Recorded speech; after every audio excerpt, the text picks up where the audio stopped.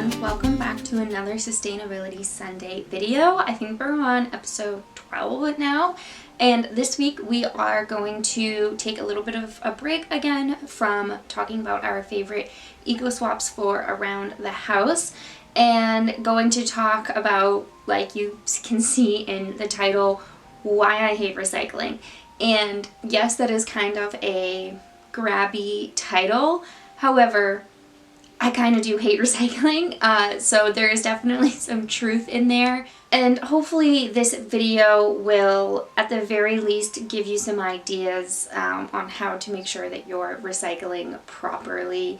That way it is actually having the positive impact that we want it to be. Okay, so like always with this type of video, I have my laptop right here to just kind of help me get through it, because for whatever reason this type of video is just making me a little bit nervous still, and I really forget what I want to talk about. So I have just some bullet points here to help me. So I did break it up into 3 different big reasons, and the first reason that I really don't like recycling is that it is not very accessible at all. Only about 1/3 of Americans actually recycle, and a lot of them said that the biggest reason that they didn't was that it wasn't very accessible. For me, right now where I live, I feel super grateful that I have the curbside pickup because it just makes it really easy. It's single stream. I put it all into one bin, I put it out on the side of the road, and then it comes and it gets picked up and I don't have to worry about it.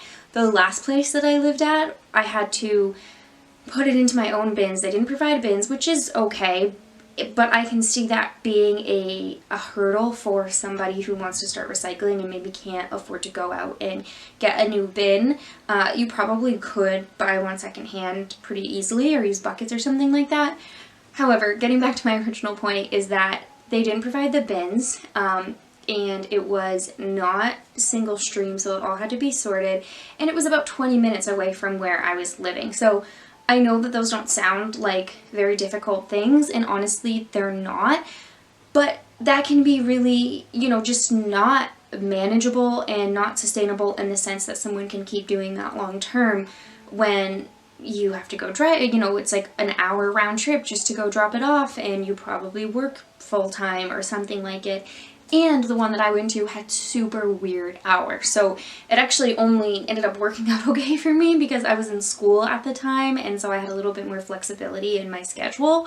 However, for those of, the people who didn't have that same situation, I could see it being a much more difficult situation. So it's not very accessible. And the other thing, number 2, about why I don't like recycling is that it's used as a first step instead of a last resort. And what I mean by that is we have the picture of reduce, reuse, recycle, which now I think there's like recover in there and other ones as well. But the 3, reduce, reuse, recycle, they're in the triangle, and it's like cyclical. However, I think that image is a little, I don't know if misleading is the right word, but I think it puts us in the mindset where as long as you're doing one of those 3, it doesn't matter.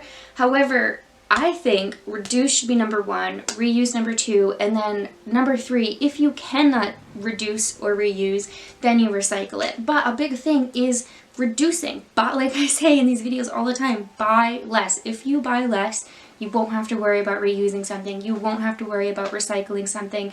And I think that, especially when it comes to recycling, we use it as, it makes us lazy with our eco-minimalism and our sustainable lifestyles, because we buy, maybe we think, oh, I can recycle it, so it doesn't matter if I buy a case of plastic water bottles all the time.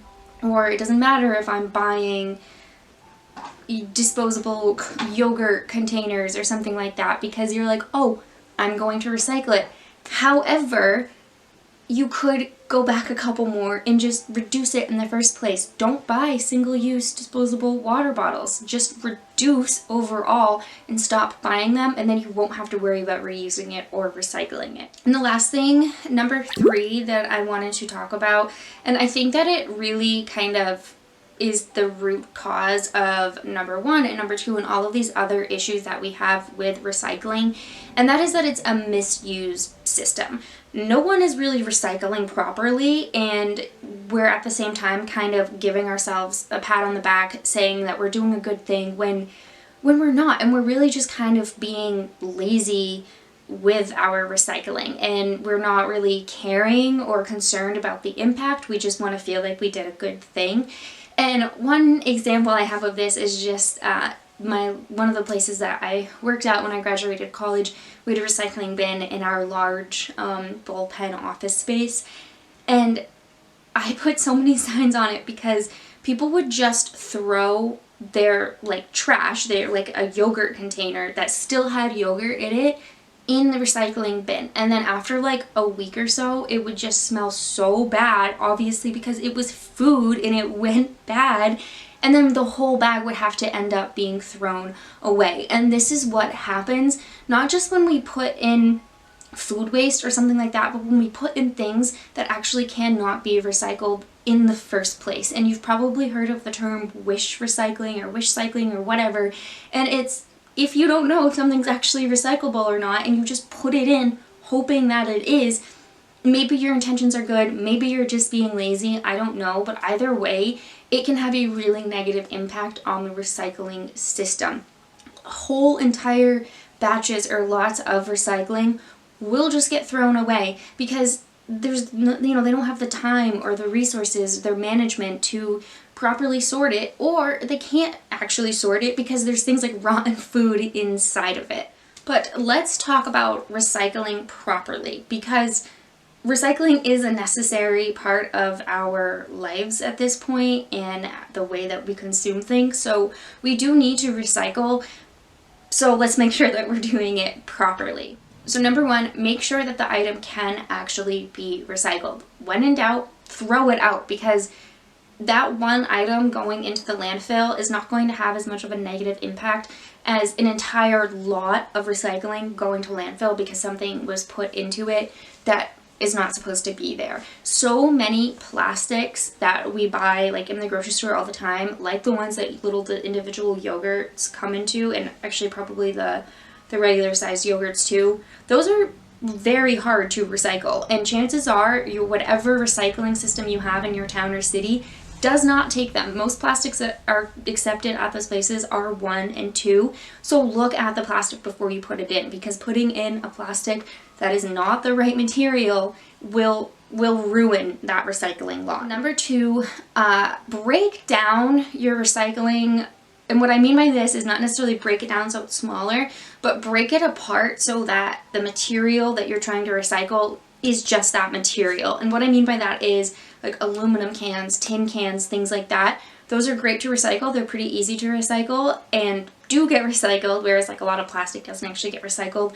Aluminum cans and tin cans can be recycled, but again, make sure that you're washing them out. And when I say break them down so that they are just that material, a lot of like tin cans, if you got like a can of vegetables or something, has that paper on the outside, the paper label.